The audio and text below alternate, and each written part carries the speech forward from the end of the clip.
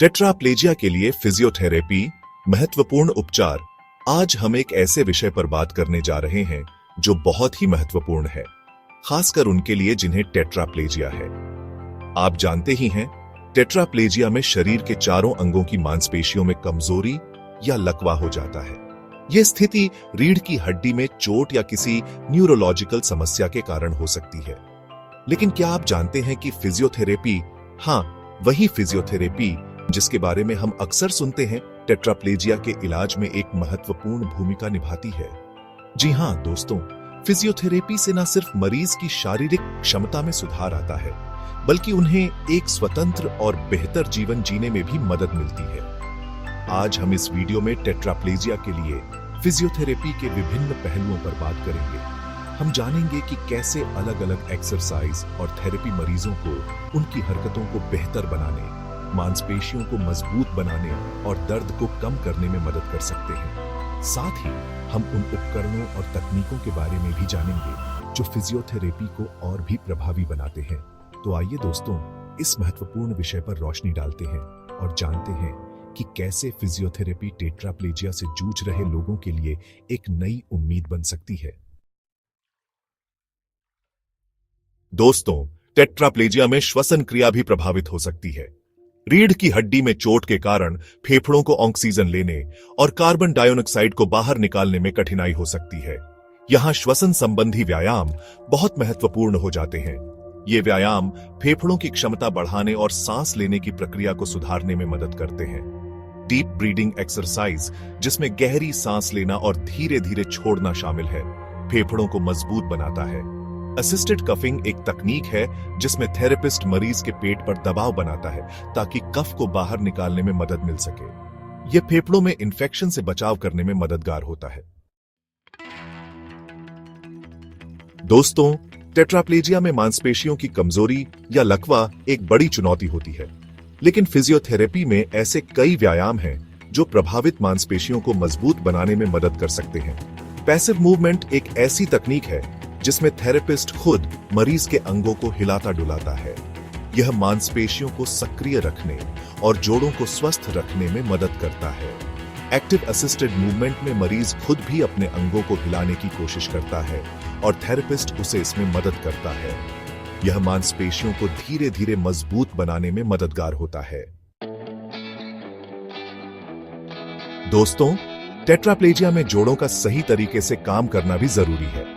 अगर जोड़ों को नियमित रूप से न हिलाया जाए तो उनमें जकड़न और कॉन्ट्रैक्चर हो सकता है, जिससे हरकत करना और भी मुश्किल हो जाएगा। इसलिए फिजियोथेरेपी में हर जोड़ को धीरे धीरे उसकी पूरी रेंज तक हिलाने डुलाने का अभ्यास कराया जाता है। यह जोड़ों को लचीला बनाए रखता है और उनकी गतिशीलता को बढ़ाता है। चैप्टर 4, बैठने और खड़े होने का संतुलन। दोस्तों, टेट्राप्लेजिया से पीड़ित व्यक्ति के लिए बैठना और खड़े होना भी एक चुनौती हो सकता है। इसलिए फिजियोथेरेपी में मरीज को बैलेंस बनाए रखने के लिए विशेष प्रशिक्षण दिया जाता है। इसके लिए स्पेशल डिवाइस जैसे व्हील चेयर या सपोर्ट उपकरण का इस्तेमाल किया जा सकता है। यह मरीज को धीरे धीरे अपनी हालत के साथ एडजस्ट करने और ज्यादा से ज्यादा स्वतंत्र होने में मदद करता है। Chapter 5, electrotherapy. दोस्तों, फिजियोथेरेपी में इलेक्ट्रोथेरेपी का भी इस्तेमाल किया जाता है। यह एक ऐसी तकनीक है जिसमें नर्व्स और मांसपेशियों को उत्तेजित करने के लिए विद्युत धारा का इस्तेमाल किया जाता है।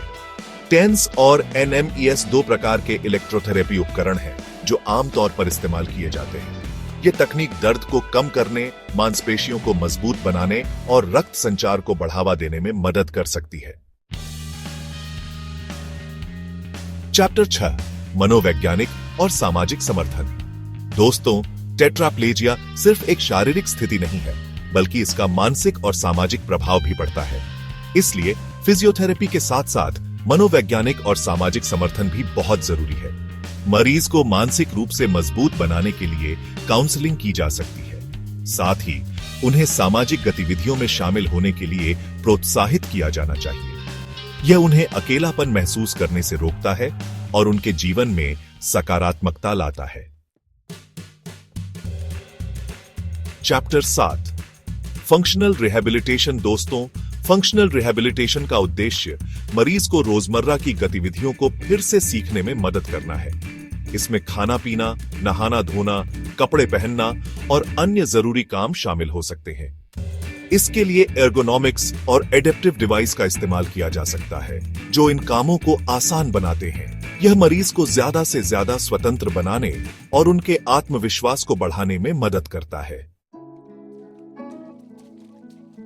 चैप्टर 8 जल उपचार। दोस्तों, जल उपचार यानी पानी में व्यायाम करना टेट्राप्लेजिया के मरीजों के लिए बहुत फायदेमंद हो सकता है। पानी शरीर के वजन को कम करता है, जिससे मूवमेंट करना आसान हो जाता है। यह मांसपेशियों को मजबूत बनाने, जोड़ों के दर्द को कम करने और बैलेंस को बेहतर बनाने में मदद कर सकता है। साथ ही पानी में व्यायाम करना एक सुखद अनुभव भी होता है, जो मरीज के मूड को बेहतर बनाने में मदद कर सकता है। चैप्टर 9 गति में सुधार के लिए उपकरण। दोस्तों, आजकल ऐसे कई उपकरण उपलब्ध हैं जो टेट्राप्लेजिया से पीड़ित व्यक्तियों की गति में सुधार करने में मदद कर सकते हैं।